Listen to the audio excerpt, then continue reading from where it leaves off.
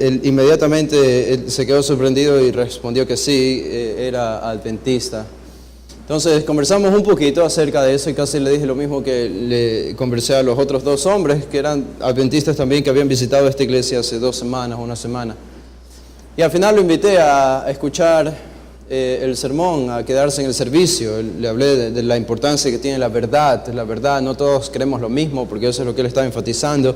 Habló del ecumenismo como algo bueno, como porque el Papa lo había dicho, y bueno, le dije, pero el ecumenismo es malo, tenemos que creer en la verdad. Lo invité a la iglesia, lo invité a que se quede en el servicio, pero al final me dijo que no se podía quedar, tenía otras cosas que hacer. Me pareció interesante porque él venía con el propósito de quedarse en el servicio, pero una vez que conversó conmigo ya no quiso quedarse en el servicio. Y esto para mí solamente ilustra el corazón del hombre que no quiere oír la verdad, el corazón del hombre que rechaza la verdad. Estamos hablando de hombres religiosos. Los adventistas, como otros grupos y sectas alrededor del cristianismo, pueden parecer más religiosos que nosotros, porque tienen más prácticas, incluso algunas ascéticas, y moralidad y ética, y aún así están tan lejos de Dios. Están tan lejos de Dios, aun cuando con su boca confiesan que adoran a Dios, aun cuando pueden leer la misma escritura que nosotros en muchos casos, aun cuando externamente parece que fuesen iguales, internamente están tan lejos del Señor. Y creo que esta es una ilustración que nos introduce al texto de hoy, porque Jesús va a lidiar con esto. Ustedes se acuerdan que Él ha estado hablando acerca de Juan el Bautista, provocado por la pregunta que le hicieron los 2 discípulos de Juan cuando Juan estaba en la cárcel, terminando ya su ministerio, y Juan estaba confundido, estaba con dudas, y quiso saber con certeza si realmente Jesús era el Mesías. Entonces desde la cárcel envió a estos 2 discípulos amados de él a preguntarle a Jesús si él realmente era el que había de venir o debían esperar a otro, y Jesús respondió, ya estudiamos esto de una manera magnífica en los versículos del 20 al 23, y ellos se fueron con esta respuesta asombrosa de Jesús, con esta certeza de que él era el Mesías, y seguramente esto confortó el corazón de Juan una vez que estos 2 discípulos llegaron a la cárcel. Ahora, lo que Jesús tiene en los versículos siguientes, que también los estudiamos la semana pasada, son palabras de encomio para Juan, para su ministerio como un profeta. No nos dejemos llevar, entonces Jesús dice aquí, no nos dejemos llevar porque vemos a Juan el Bautista en un momento de debilidad espiritual, en un momento incluso de pecado. No pensemos que esto minimiza el calibre de quién fue Juan y el calibre de su ministerio y lo importante que él fue. Porque lo que Jesús tiene que decir acerca de Juan es nada más y nada menos que lo que leímos el versículo y estudiamos en el versículo 28 la semana pasada. Entre los nacidos de mujeres no hay mayor profeta que Juan el Bautista, no hay hombre que Juan el Bautista, mayor que él, lo más grande que él, lo más importante que él, de todos los personajes del Antiguo Testamento. Bueno, y eso nos introduce entonces al versículo 29, versículo del 29 al 35. Y en los versículos del 29 y 30, estos 2 versículos, 29 y 30, Lucas interrumpe las palabras de Jesús, o el mini discurso, el breve discurso de Jesús lo interrumpe Lucas, introduce su propia explicación en estos versículos 29 y 30, pero desde el versículo 31 continúa el breve discurso de Jesús. Entonces tenemos esta breve interrupción, como este breve paréntesis en el discurso de Jesús acerca de Juan el Bautista y su ministerio, para después retomar en el versículo 31 el discurso de Jesús y las palabras que él tiene que decir acerca de Juan y acerca de los que oyeron su predicación. Y lo que esencialmente tenemos aquí es que solo hay 2 maneras de responder al Evangelio. Nosotros no podemos dejar de enfatizar esto. Nunca es suficiente. Podríamos enfatizarlo cada semana, cada domingo, y nunca sería suficiente. Porque somos tan propensos a pensar que hay un camino medio. Somos tan propensos a pensar que podemos adoptar elementos beneficiosos del Evangelio para nuestra vida sin abrazar completamente el Evangelio. Y eso es un peligro. Es un peligro terrible que lleva a las personas al infierno y que los religiosos a los que Jesús estaba hablando aquí va a hablar acerca de ellos, es justamente lo que ellos hacían. Dejaban a un lado al Dios, a la persona para apropiarse o intentar apropiarse de sus beneficios. Y debemos enfatizar, solamente hay dos maneras de responder al Evangelio. O uno puede recibir el Evangelio con todos sus beneficios de vida eterna, o uno solamente puede abandonar el Evangelio con todas sus consecuencias eternas. Y cada domingo hay personas que vienen al sermón, a escuchar el sermón, a participar de los servicios, y están escuchando el Evangelio y oyendo la palabra. Y cada domingo, cada predicación es una nueva oportunidad en la que oyen el Evangelio y tienen esta responsabilidad. O lo abrazan completamente o lo abandonan completamente. Pero si alguien está aquí y no ha abrazado completamente el Evangelio, tienes que pensar seriamente acerca de esto, porque el tiempo se va cortando, el tiempo se va acabando. Y la advertencia de Jesús aquí es una especie de escaneo que hace Jesús acerca de los religiosos, de los hipócritas de su tiempo que rechazaron sus enseñanzas. Y esto solamente es una consecuencia de lo que ocurrió en el Edén, en el Antiguo Testamento, cuando la serpiente tentó a Eva. Quiero hablar de esto, pero un poco más adelante. Noten lo que dice, versículo 29. Lean conmigo, versículo 29 en adelante. Una vez que termina sus palabras de grandeza para Juan el Bautista, dice verso 29, Lucas nos dice: y todo el pueblo y los publicanos, cuando lo oyeron, justificaron a Dios bautizándose con el bautismo de Juan. Mas los fariseos y los intérpretes de la ley desecharon los designios de Dios respecto de sí mismos, no siendo bautizados por Juan.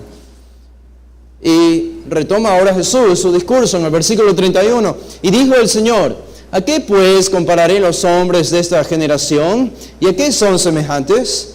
Semejantes son a los muchachos sentados en la plaza que dan voces unos a otros y dicen: os tocamos flauta y no bailasteis, os endechamos y no llorasteis. Porque vino Juan el Bautista, que ni comía pan ni bebía vino, y decís: demonio tiene. Vino el Hijo del Hombre, que come y bebe, y decís: este es un hombre comilón y bebedor de vino, amigo de publicanos y de pecadores. Mas la sabiduría es justificada por todos sus hijos. Si podemos simplificar, entiendo que pueden haber algunas cosas que causan preguntas en nuestra mente cuando leemos este pasaje, pero para simplificarlo, Jesús está hablando de dos grupos de personas entre los judíos en su tiempo, en su generación: los que aceptan el Evangelio, los que reciben el mensaje de arrepentimiento, y los que rechazan el mensaje de arrepentimiento o rechazan el Evangelio. Estos dos grupos están claramente divididos. Si ustedes ven el versículo 29, está el grupo que recibe el Evangelio, el versículo 29 y el versículo 35. Es como una especie de sándwich, están al inicio y al final, versículos 29 y 35. Y de todos los versículos que están en el medio, del versículo 30 al 34, es una referencia a los que rechazan el Evangelio. Lo que tenemos aquí entonces es básicamente cuál fue la respuesta de los judíos ante el ministerio de Juan el Bautista. ¿Cuál fue la respuesta de los judíos ante la predicación de Juan el Bautista? Y vamos a ver primero el versículo 29. No estoy seguro cuánto tiempo nos va a tomar esto, pero concentrémonos primero solamente en el versículo 29, en los que aceptan y reciben el Evangelio. Este es el primer grupo. El grupo denominado por Lucas aquí, que introduce su explicación como todo el pueblo y los publicanos. Todo el pueblo y los publicanos. Interesante referencia que hace Lucas a los publicanos, y podemos hacernos la pregunta: ¿por qué Jesús especifica a los publicanos? Era un grupo particular dentro de la sociedad judía. Hemos hablado antes de los publicanos, pero probablemente no todos estaban aquí. Solamente quiero darles una introducción. Ustedes conocen a los publicanos, están familiarizados con los publicanos. Mateo, ¿se acuerdan? Uno de los dos era un publicano. Zaqueo, ¿se acuerdan? Era se convirtió en un discípulo del Señor, era un publicano. Más adelante en el Evangelio de Lucas aparece. Los publicanos eran considerados por los religiosos judíos igual que las rameras, igual que las prostitutas, igual que los leprosos. Igual que las viudas probablemente eran personas que eran rechazadas por la sociedad, especialmente, no por la misma razón obviamente que las rameras y otros grupos marginados, pero básicamente eran rechazados porque eran vistos como traidores. Los publicanos eran judíos que robaban a su propio pueblo, a los propios judíos, para entregar ese dinero al imperio romano. Y si ustedes saben algo de los judíos en el tiempo de Jesús y de manera general, algo que odiaban tanto los judíos era estar bajo el yugo de Roma, ¿no? Simplemente les costaba aceptar el hecho que haya un rey pagano encima de ellos, que exija tributos, que exija impuestos, porque ellos tenían toda la tradición y el legado del Antiguo Testamento como súbditos de Dios, el supremo rey. Estos publicanos entonces entraron en escena durante el Imperio Romano y eran judíos que eran contratados por romanos, por paganos. Y estos judíos entonces estaban sentados en los puertos, sentados en las calles, en los principales caminos o en las plazas. Y cuando pasaban las personas y algún judío, o grupos de judíos o caravanas de judíos salían de una ciudad para entrar a otra ciudad, allí se encontraban con la figura de siempre de los famosos publicanos o los recaudadores de impuestos. ¿Qué hacían ellos? Recaudaban el impuesto. Ellos cobraban el impuesto de los judíos. Este era un impuesto oprobioso. Era un impuesto que oprimía económica, financieramente a los judíos, materialmente. Era algo molestoso para ellos tener que pagar este impuesto.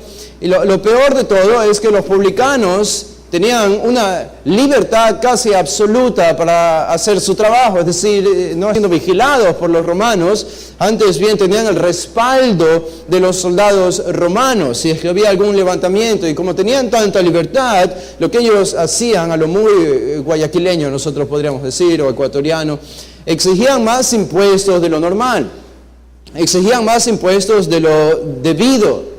Y esto lo hacían para llevarse a sí mismos una ganancia extra. Y con estos impuestos extra, que empobrecían más a sus propios hermanos judíos, lo hacían a expensas de dar este dinero a Roma y de enriquecerse a ellos mismos. Por lo tanto, los publicanos, los recaudadores de impuestos, eran vistos como traidores a la nación judía, traidores a todo el legado que tenían del Antiguo Testamento, a todo lo que significaba para ellos ser el pueblo de Dios, el pueblo libre de Dios, llamado a ser la cabeza de las naciones. Eran odiados. Entonces, los publicanos no participaban de la sinagoga, los publicanos no participaban de las festividades judías, probablemente ni siquiera iban al templo porque eran marginados.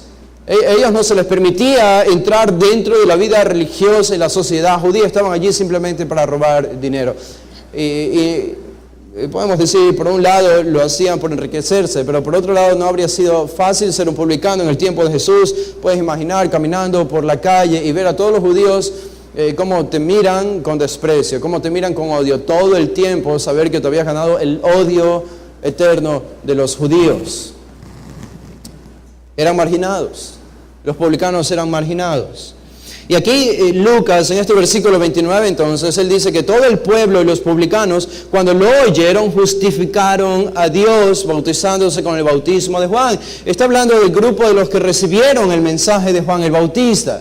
Estos hombres, estos publicanos, no los religiosos, sino los publicanos, los marginados, y el pueblo en general como ellos, los otros marginados, ellos son los que recibieron el mensaje, ellos son los que entendieron, ellos son los que aceptaron el mensaje.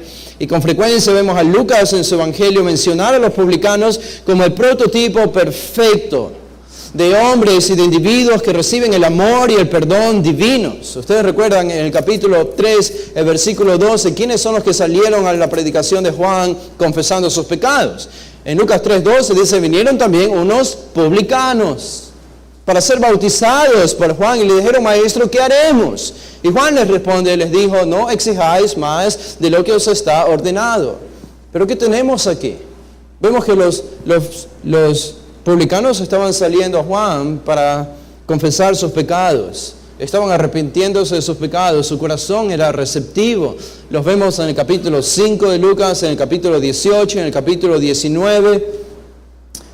Frecuentemente Lucas utiliza a los publicanos como los individuos que reciben el perdón divino porque confiesan sus pecados. Entonces, esta vergüenza pública, el hecho de ser llamados y tratados como escoria de la sociedad, habría hecho para ellos muy notorio lo que realmente eran, que eran pecadores, que eran malos, eran gente mala, gente oprobiosa.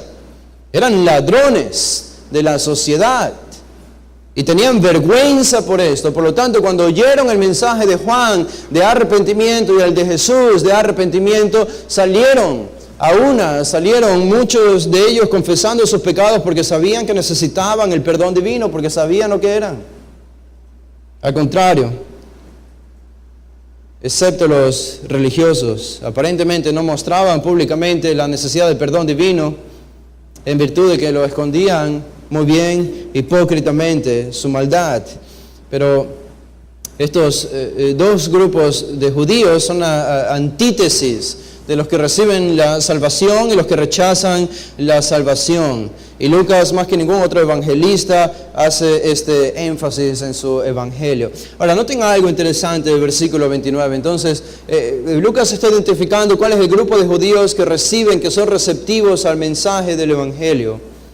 Pero él nota, aquí también hay una frase, y la manera en que lo pone Lucas es muy interesante. Así que no quiero pasar eso de manera tan rápida, y quiero que ustedes se fijen en esto. Dice, y todo el pueblo y los publicanos, cuando lo oyeron, justificaron a Dios.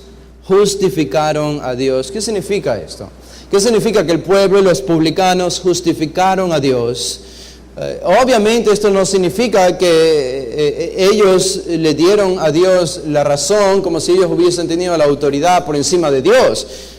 Obviamente no significa esto, pero hay un sentido de que lo que describe aquí Lucas es una manera hermosa de hablar acerca de la salvación de Dios. Lo que él está diciendo es que los publicanos aquí, ellos vindicaron a Dios. Ellos rindieron un veredicto favorable acerca de Dios.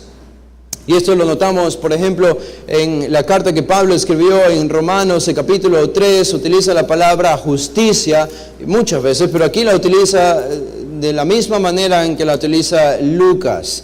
Y aquí dice en Romanos, el capítulo 3, el versículo 4, dice Pablo, de ninguna manera.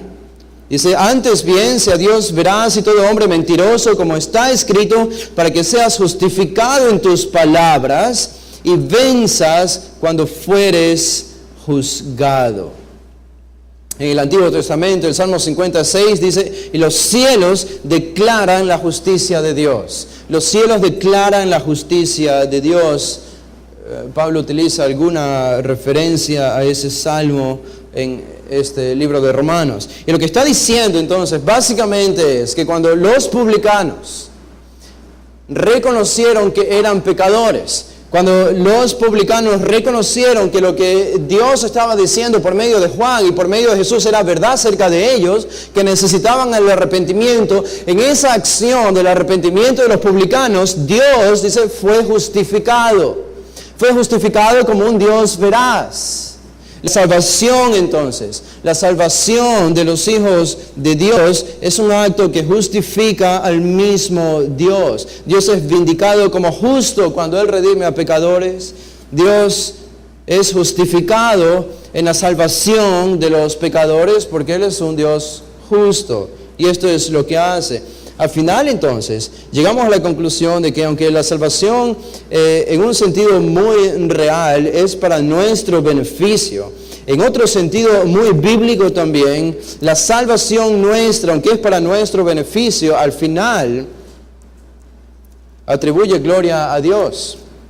Y al final tenemos que reconocer que si Dios nos salva para traer gloria a su propio nombre, para que Él sea vindicado, para que Él sea justificado. Voy a leer una serie de textos del Antiguo Testamento. Noten cómo Dios es justificado en el contexto de la salvación. En el Antiguo Testamento, en Nehemías, por ejemplo, el capítulo 9, versículo 8. Dice, Nehemías 9:8. Dice, y hallaste fiel su corazón delante de ti e hiciste pacto con él, hablando de Israel, para darle la tierra del cananeo, del eteo, del amorreo, del fereceo, del jebuseo, del jereseo, para darla a su descendencia y cumpliste tu palabra. ¿Por qué? Porque eres justo. Porque eres justo. Y eso está en el contexto de la redención de Dios del pueblo de Israel. Cuando Dios redimió a Israel, demostró que es un Dios justo. Su justicia fue vindicada. Esto es lo que está diciendo Lucas. Si ustedes van al Salmo, el Salmo 85, el Salmo número 85, allí en el versículo 13, Salmo 85, 13,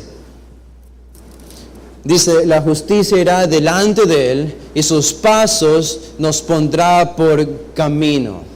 La justicia irá delante de él y sus pasos nos pondrá por camino. Es la misma idea. Si leemos el versículo 7, se está hablando aquí de la salvación. El salmista dice, muéstranos, oh Jehová, tu misericordia y danos tu salvación. Y esto está relacionado con su justicia. El Salmo número 116, el versículo 4, el Salmo 116, versículo 4, también enfatiza la misma idea. Dice, entonces, dice el salmista, invoqué el nombre de Jehová, diciendo, oh Jehová, libra ahora mi alma. Sálvame, Dios, sálvame. Versículo 5, clemente es Jehová y justo.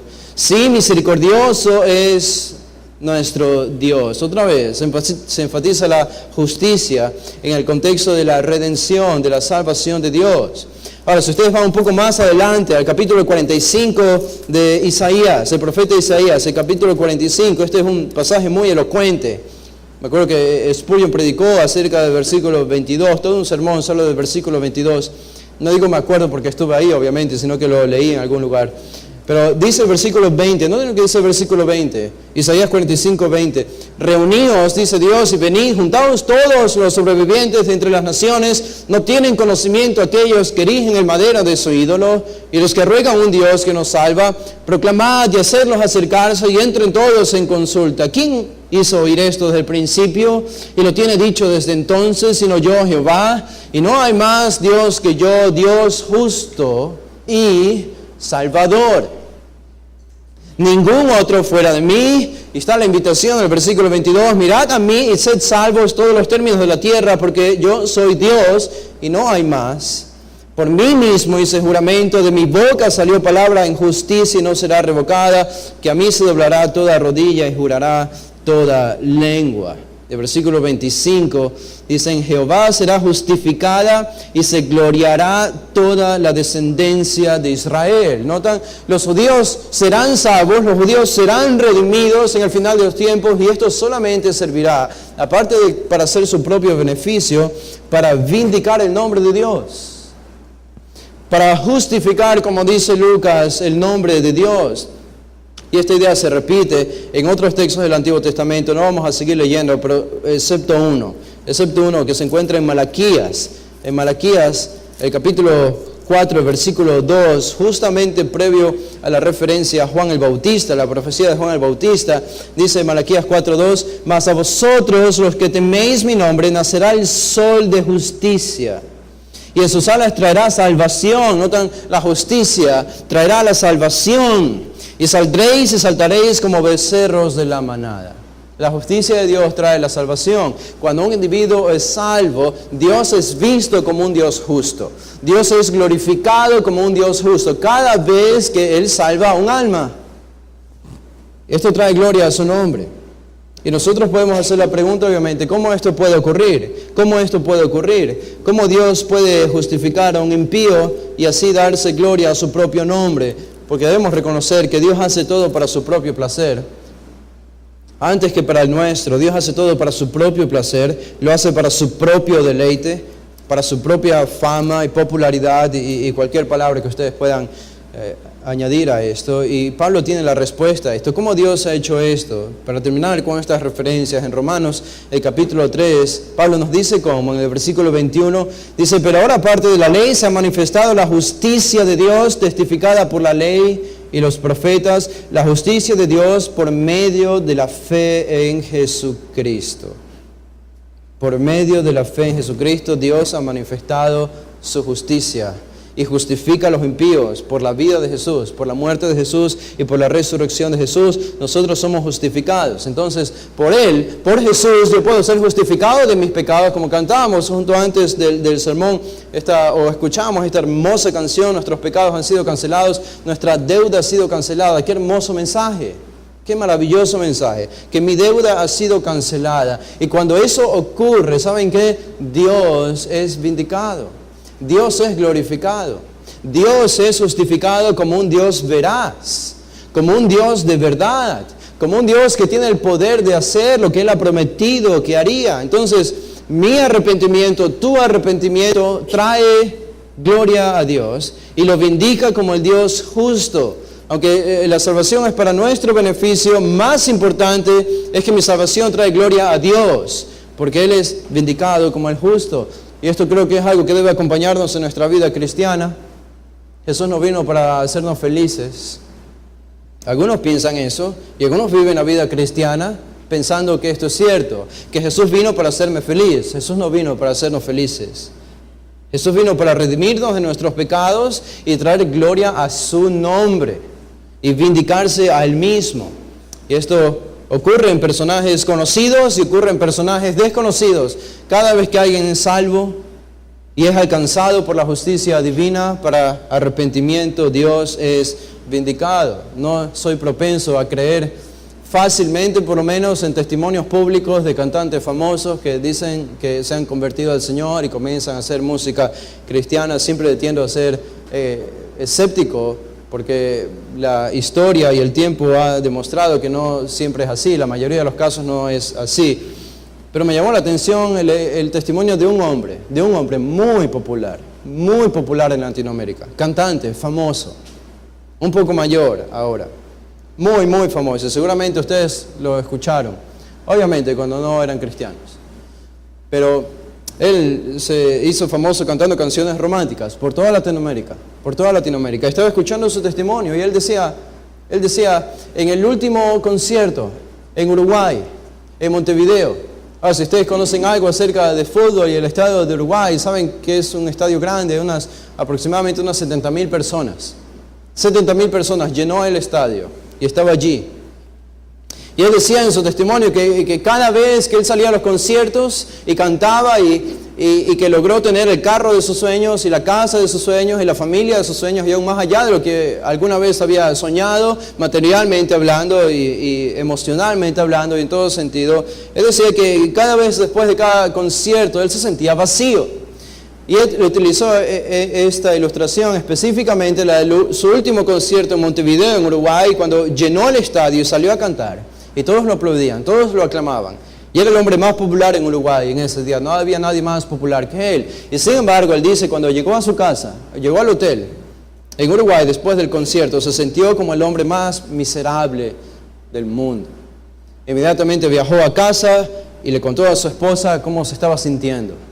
Y su esposa le dijo, no sé si su esposa es cristiana, no, pero su esposa le dijo, lo que tú necesitas es a Dios. Y él inmediatamente comenzó a pensar en esto. Y él reconoció que necesitaba a Dios. Y parece que hubo un cambio en su vida. Y ahora él habla acerca de su fama anterior, como lo que Pablo dice en Filipenses, como basura para él. Como basura. Ya no vive de esto.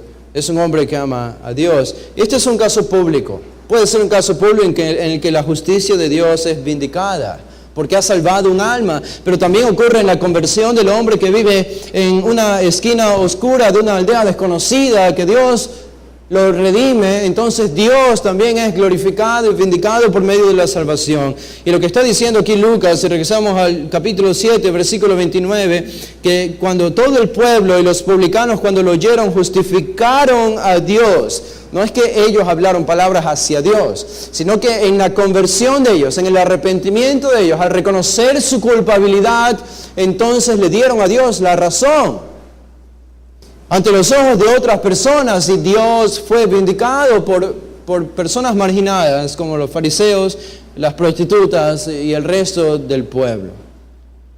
Ahora, noten algo interesante aquí.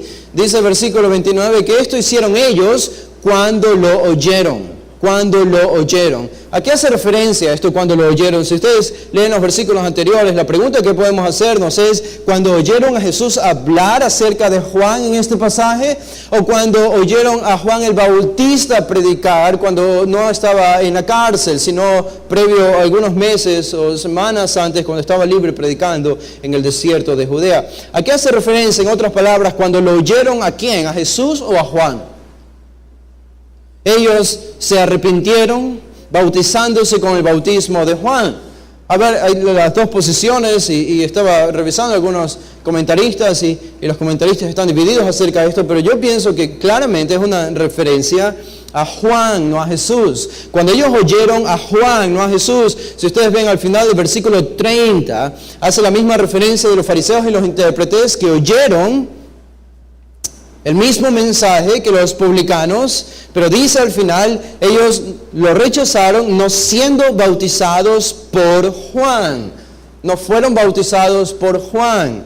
En el versículo 30, los fariseos y los intérpretes. Si esto fuese una referencia al presente, al discurso de Jesús y a las palabras de Jesús, no tendría sentido porque Juan estaba en la cárcel.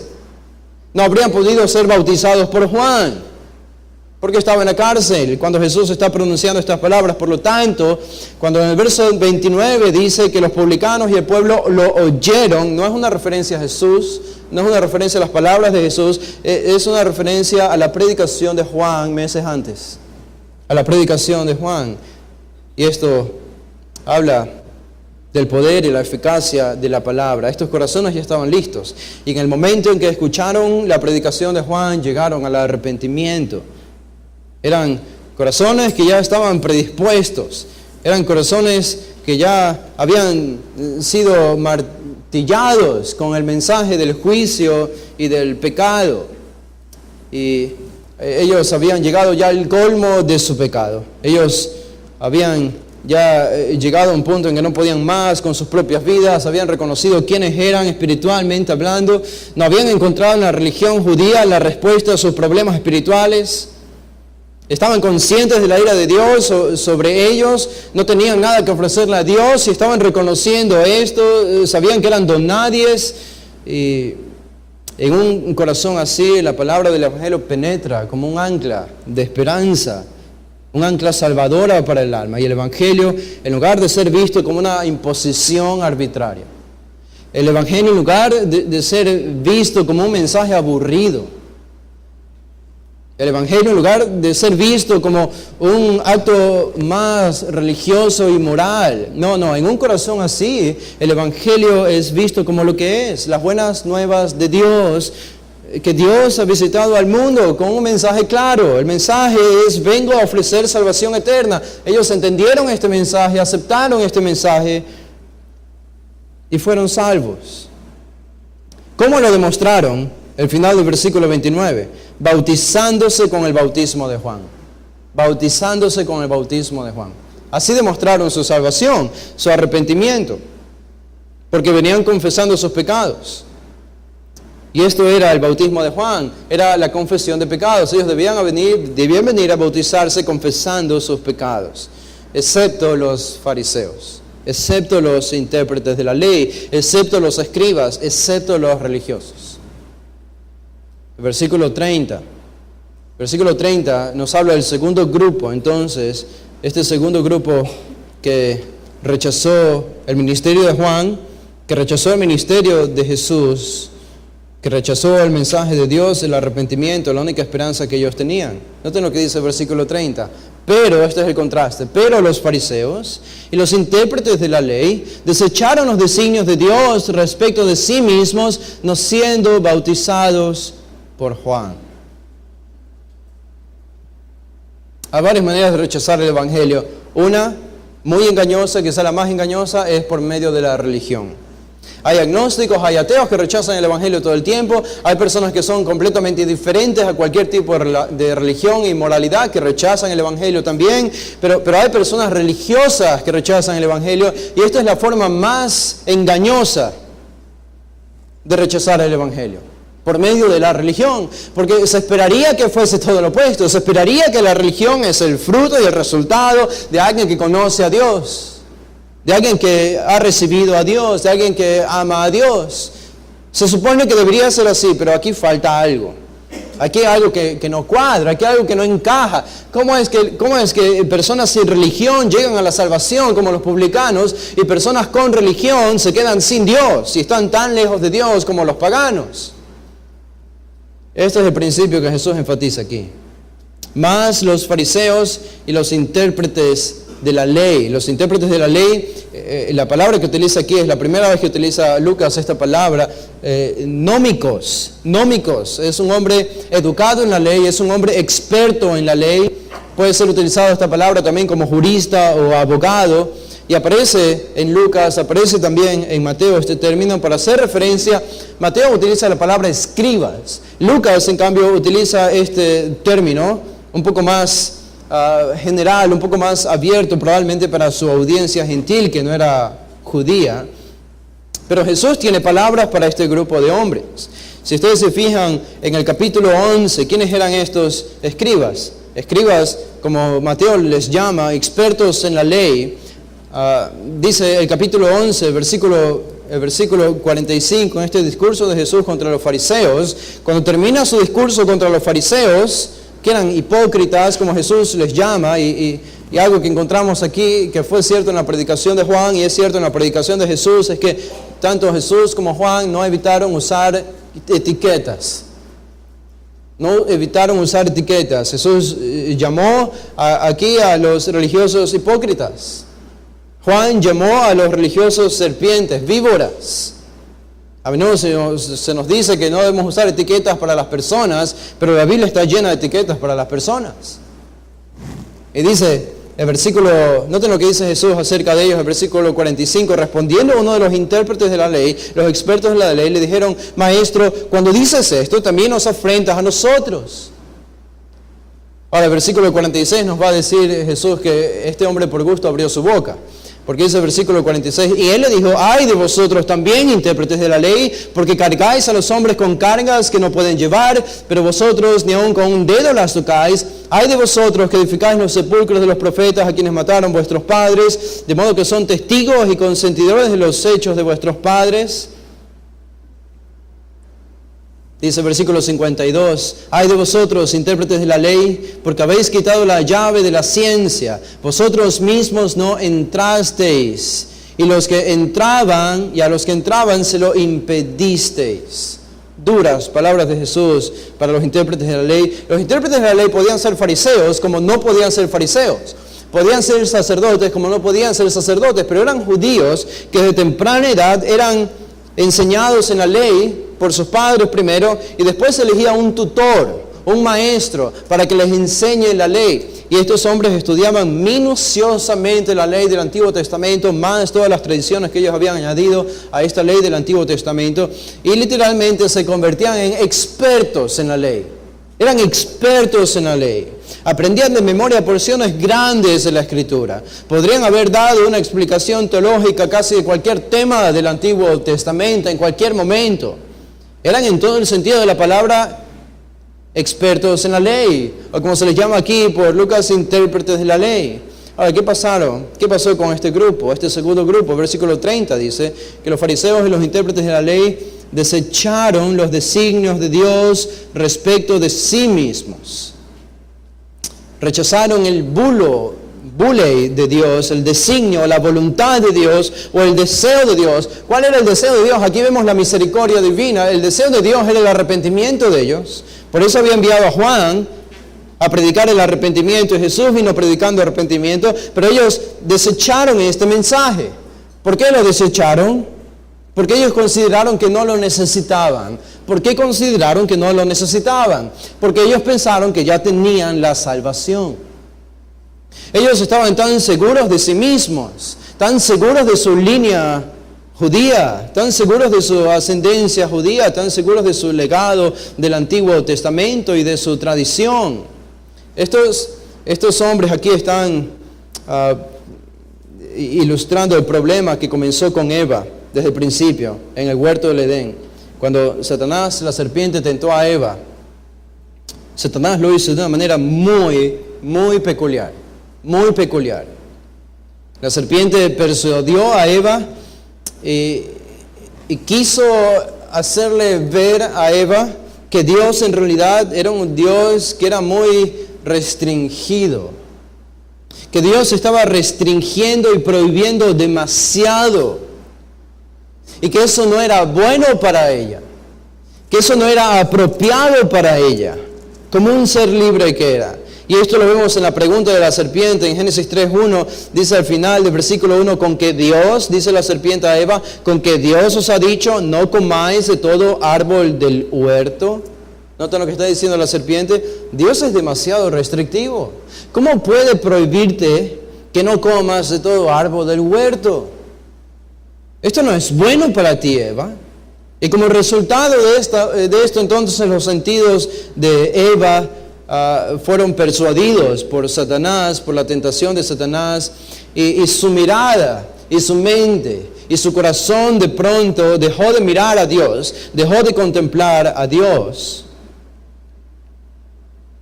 y comenzó a enfocarse en la restricción de Dios, en la prohibición de Dios.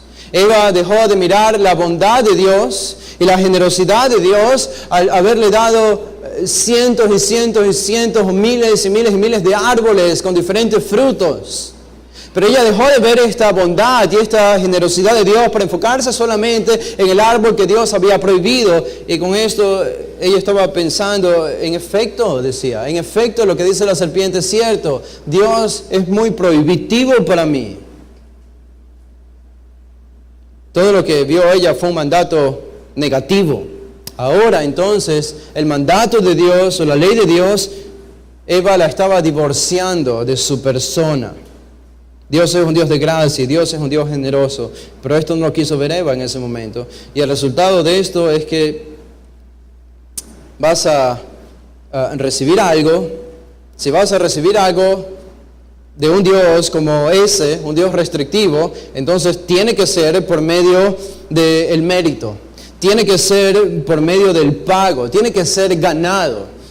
Si crees que Dios es un Dios restrictivo, entonces tienes que ganarte el favor de Dios. Necesariamente vas a obrar así. Esa es la falla entonces de no ver la generosidad de Dios y sus planes sabios y amorosos para nosotros que yacen en la raíz del problema de la religiosidad. Es la raíz del problema del legalismo, no ver a Dios como quien realmente es, un Dios de gracia, sino solamente enfocarme en sus restricciones, en sus normas, en sus leyes prohibitivas. Para mí entonces Dios no es más que una serie de leyes que yo tengo que cumplir. Por lo tanto, no tengo una relación con una persona, tengo una relación con una serie de leyes. Y esto hace que la persona viva una vida religiosa, vacía de vida espiritual, vacía de Dios, pero llena de moralidad, llena de ética, llena de leyes, llena de códigos morales. Y este fue el problema de los religiosos de Jesús. Exactamente este problema. El problema comenzó en el Edén y ellos simplemente se encargaron de perfeccionar este problema añadiendo una serie de leyes y tradiciones. Y esto en Lucas 18:9 dice, a unos que confiaban en sí mismos como justos y menospreciaban a los otros, Jesús enseñó una parábola. Ustedes recuerdan la parábola entre el fariseo y el publicano. Este era el problema de ellos, que se veían a sí mismos justos y como eran justos a sus propias mentes, en su propia perspectiva, pensaron que ya tenían la salvación. Entonces cuando viene Juan el Bautista diciéndoles, tú eres un pecador que vas a ir al infierno. ¿Qué dijeron ellos? Estás loco, pero se supone que yo estoy guardando toda mi religión, tengo la salvación asegurada, no puedo aceptar ese mensaje, es demasiado oprobioso para mí. Y lo mismo fue con Jesús.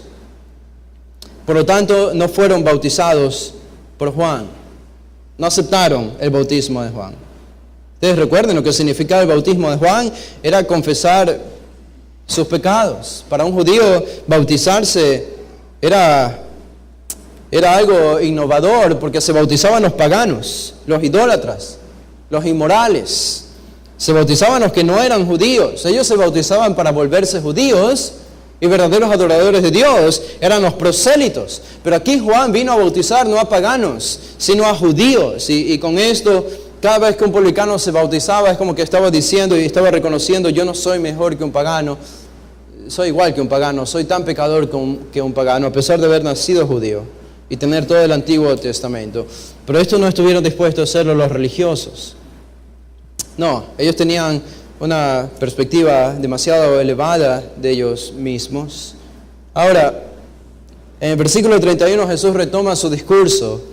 Y noten lo que va a hacer Jesús aquí, porque va a enfocarse en este grupo de religiosos. Y Jesús nos va a enseñar cómo piensa Él de estos hombres. En los versículos anteriores hemos visto cómo piensa Jesús, o cuál es la opinión de Jesús de Juan el Bautista. Ahora vamos a ver cuál es la opinión de Jesús de los religiosos de su generación, de los religiosos de su época, y algo que puede ser aplicado a todas las épocas, en realidad, no solo al tiempo de Jesús. En el versículo 31, Jesús va a utilizar aquí una parábola, una comparación. E introduce esta comparación de una manera que llama la atención. En el versículo 31 dice: y dijo el Señor: ¿a qué pues compararé los hombres de esta generación? ¿Y a qué son semejantes? Jesús llama la atención y dice: voy a decir algo muy importante acerca de esta generación, hablando de los religiosos. Voy a decir algo muy importante acerca de ellos. Esta es mi opinión, esto es lo que yo pienso acerca de ellos, así que todos deben escuchar. Y aparte de eso, Jesús, al utilizar la palabra generación, esto en sí mismo se piensa es un término peyorativo, es un término negativo, generación. Como aparece en el Evangelio de Lucas, si ustedes se fijan en el capítulo 9, versículo 41, aparece la palabra generación. Dice: respondiendo Jesús, dijo: oh generación incrédula y perversa. Generación incrédula y perversa. El capítulo 11, el versículo 29, también aparece la palabra generación. Dice Jesús: esta generación es mala, demanda señal, pero señal no le será dada sino la señal de Jonás. En el versículo 50, ahí mismo, también para que se demande de esta generación la sangre de todos los profetas.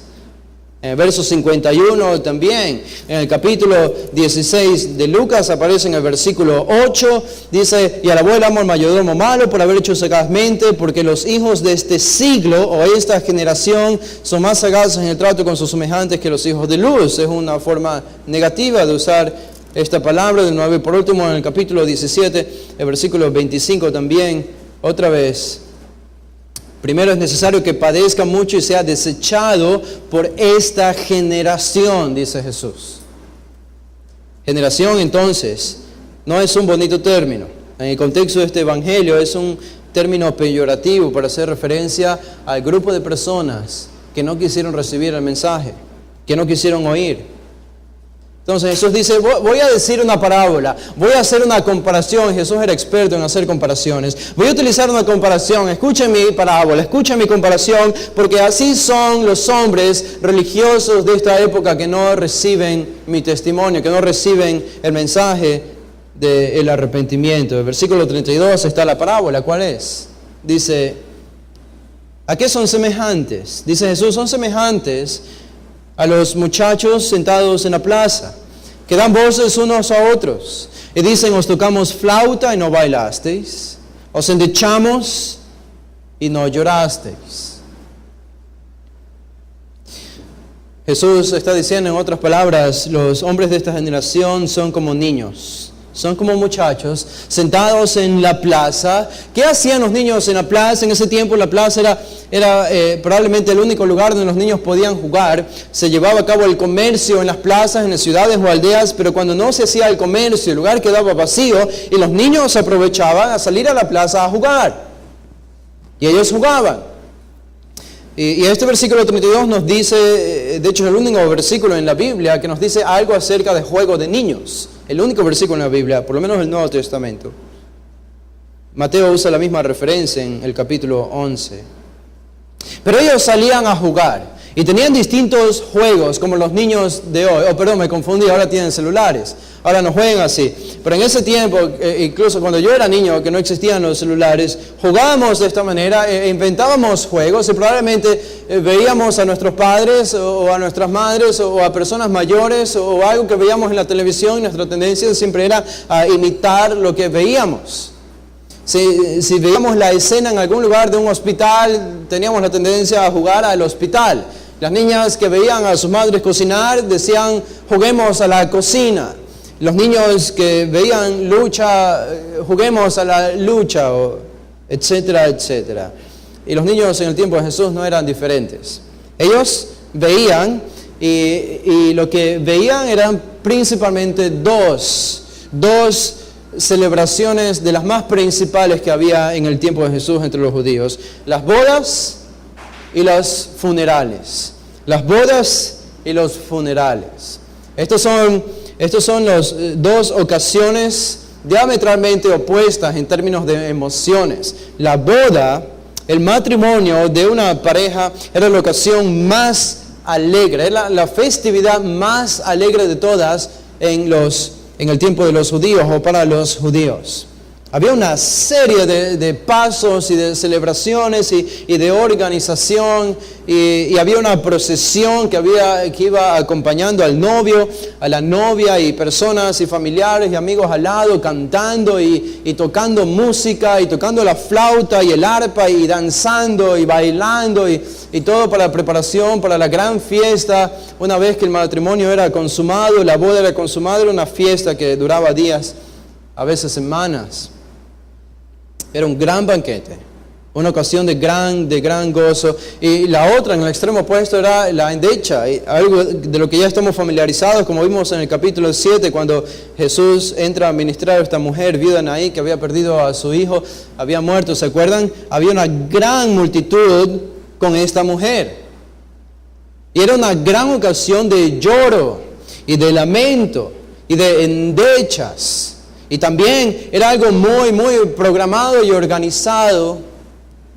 Una gran celebración, pero no llamaríamos esto celebración, pero una ocasión de tristeza y de lloro. Y parece que eso es lo que Jesús tiene en mente aquí en el versículo 32, por lo menos estas dos ocasiones. Y los niños que veían las bodas, y los niños que veían los funerales, ellos seguramente habrían dicho, vamos a jugar a las bodas. Vamos a jugar al funeral. Y al igual que nosotros, habrían elegido cada uno era un personaje. Tú eres el novio, tú eres la novia, tú eres el amigo del novio, tú eres el que los va a casar, tú eres el familiar, tú eres el padre, tú eres el hijo, etc. Y cada uno tenía su propio personaje y jugaban a las bodas. Jesús lo pone de esta manera, en verso 32. Él dice, semejantes son los muchachos sentados en la plaza que dan voces unos a otros y dicen, os tocamos flauta. Este era uno de los instrumentos, eran como dos tubos, donde tocaban flauta, es el equivalente a nuestra flauta en el tiempo moderno, por lo menos sonaba muy parecido. Y pensamos, aunque no sabemos exactamente cómo sonaba, pero el sonido de la flauta era utilizado mucho en las bodas, para bailar, para gozarse, para danzar. Pero dice aquí el texto que estos niños, hay dos grupos de niños. Un grupo de niños está tocando la flauta con la expectativa de que el otro grupo de niños, cuando escuche el sonido de la flauta, comiencen a bailar, a festejar, a danzar. Y Jesús dice, tocamos flauta, pero el otro grupo no quiso bailar. Después se va al extremo opuesto. Bueno, entonces los endechamos. Una funeraria, juguemos al entierro de una persona, vamos a llorar y a tocar algún instrumento para llorar. Pero el otro grupo de niños no quiso llorar. Ahora, les voy a decir una cosa. No es fácil entender lo que está diciendo Jesús aquí. Y hay principalmente dos posiciones. Y quiero explicarles estas dos posiciones a ustedes. Yo me voy a quedar con una, pero las dos posiciones son viables en realidad. La primera es esta. ¿Qué quiere decir Jesús con esto? La primera podría ser considerada como que los fariseos, eso está diciendo, los fariseos y los religiosos son el grupo de niños que no quieren ni bailar ni llorar.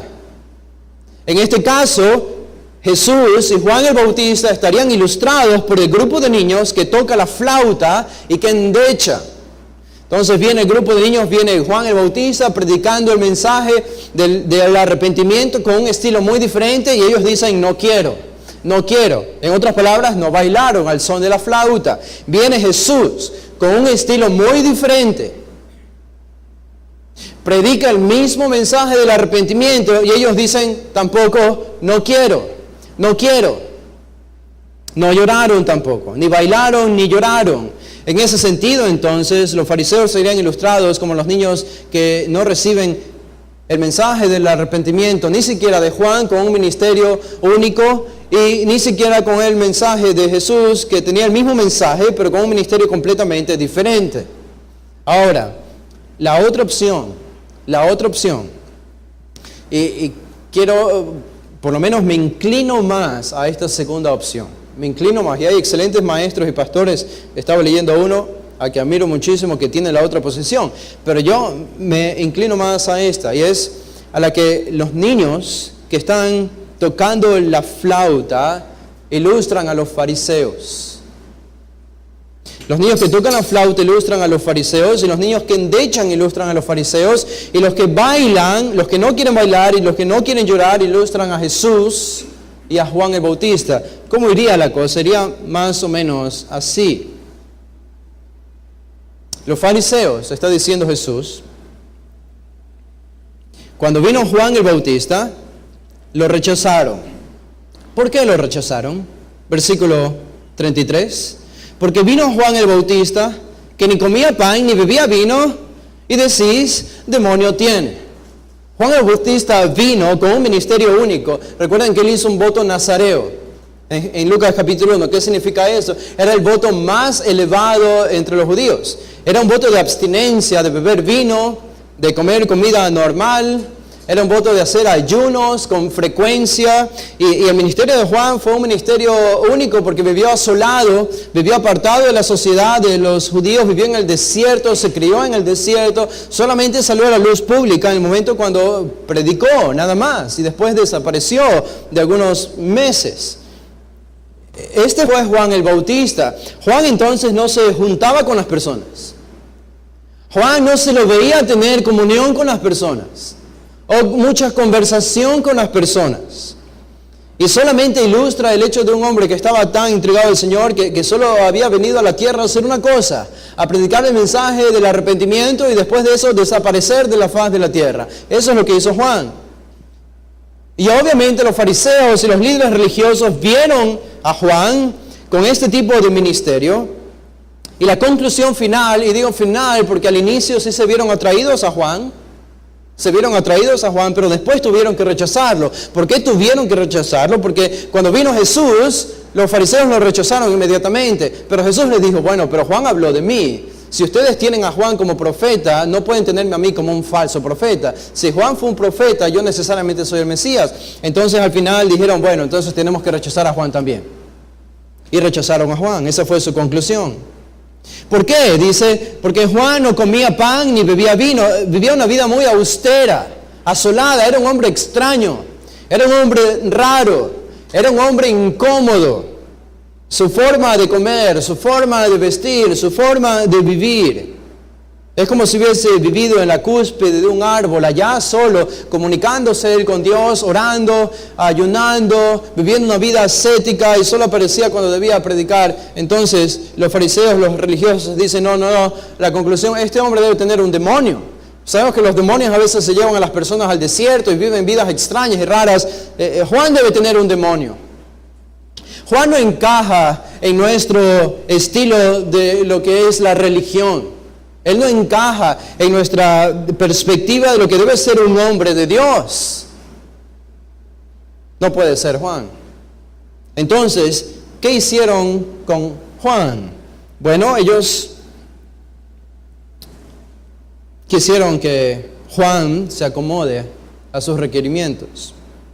Ellos tenían sus propias expectativas de lo que Juan debía hacer, pero Juan no fue como ellos querían que sea.